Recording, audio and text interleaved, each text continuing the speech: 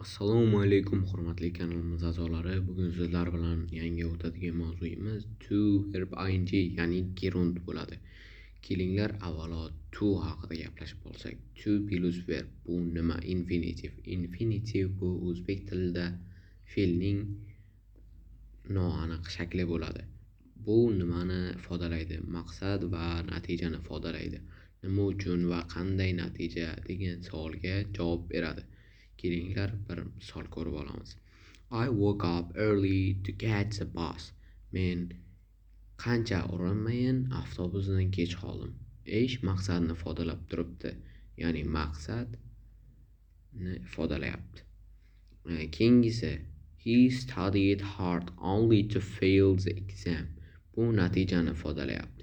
Chunki u qancha o'qib urinmasin, u ekzamendan o'ta olmadi. Bu natija. Formulasi to plus verb, ya'ni maqsad va natijani ifodalaydi. Tip nima uchun va qanday degan savolga javob beradi. Kelinglar endi verb ing ya'ni gerund haqida gaplashib o'tsak. Gerund bu nima? Gerund o'zbek tilida fe'lning otlashgan shakli bo'ladi. Ya'ni fe'l bo'la turib ot shaklida keladi. Bu nimani ifodalaydi? Ishni o'zini, shunchaki narsa sifatida. Bu verb ing ya'ni gerund nimalardan keyin, nimalardan oldin keladi?